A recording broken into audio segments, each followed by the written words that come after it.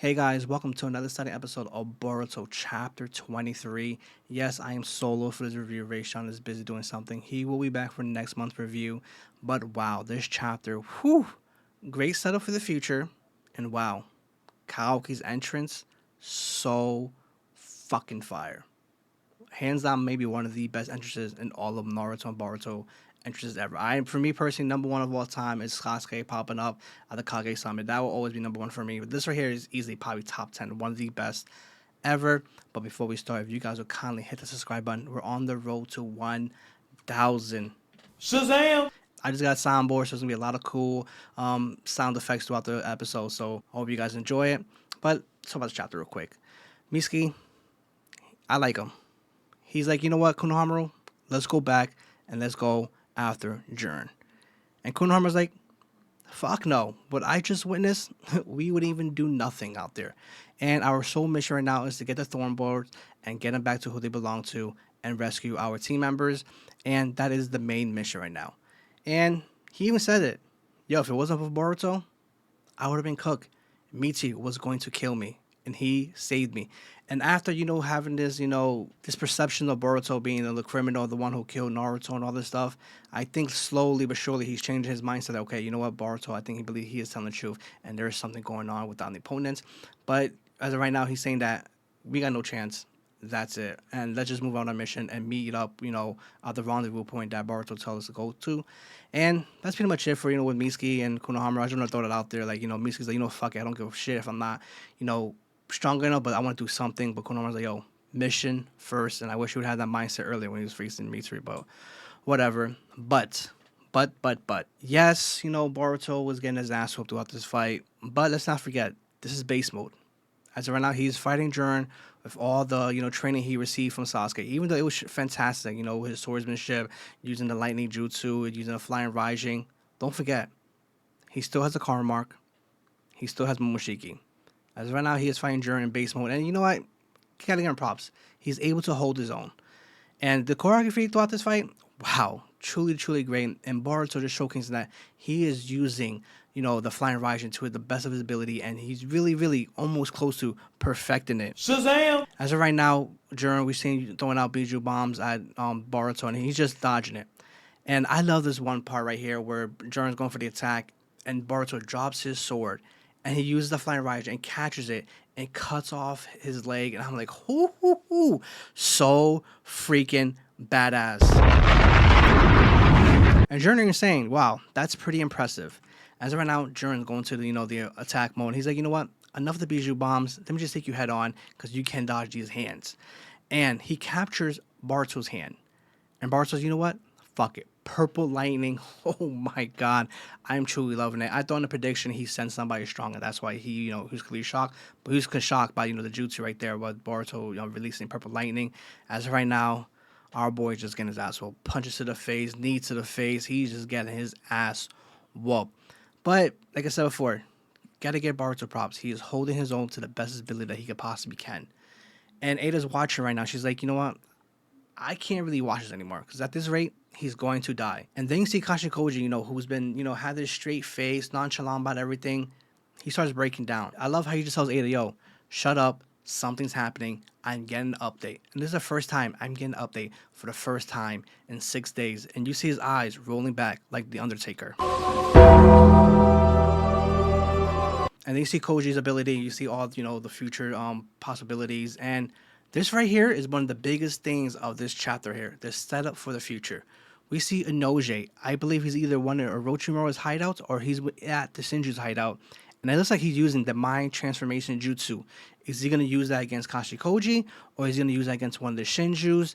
And as of right now, we see Jurn holding his eye. We see Boruto lay down on the ground. I think we see Himawari back in the battlefield again. Since the last time she was there, when she activated her Biju mode with Kurama. And then we see Damon, even though it's at the top of his head, and we see Bug as well too. Some of the future fight, what's going to happen there, and I think we might be getting that fight really, really soon as well too, and probably one of the best ones yet. We see Hidari picking up his hand. Mind you, how Itachi used to do and, poke his top of his forehead to Sasuke. Then we see Sadao using her Mangekyo shotgun, setting it up for the future. I just cannot wait. And then you see Jurn as well too, beating and battered, bleeding out of his mouth. returning back to his Shinju hideout. I just cannot wait. And great stuff right there. Really, really loved it. Then we see Boruto on the ground, and Jiren's like, you know what? You're tougher than I expected. How very Asusuki of you. And no matter what, and I love this right here, even while you're unconscious, you're still holding on to your Master Blade, just showcasing how much, he adores Sasuke and, how much he means to him, especially, him taking his sword and make sure that no matter what, he will bring him back after being, turned into a Shinju. And, like, I just love that, like, he has to, like, he holds that dearly to his heart after everything that's happened. That's one of the main things that he reminds him of his master. Love right there. Do you guys love that as well, too? And then Jiren flies up and he's going for the finishing blow. He powers up the Bijou Bomb and he's going to kill Boruto.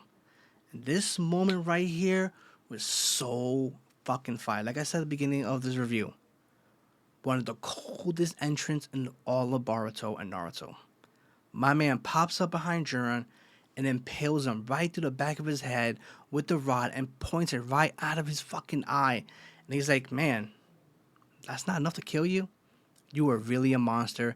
And looks like Kawaki reverted back to clothes where before the time skip.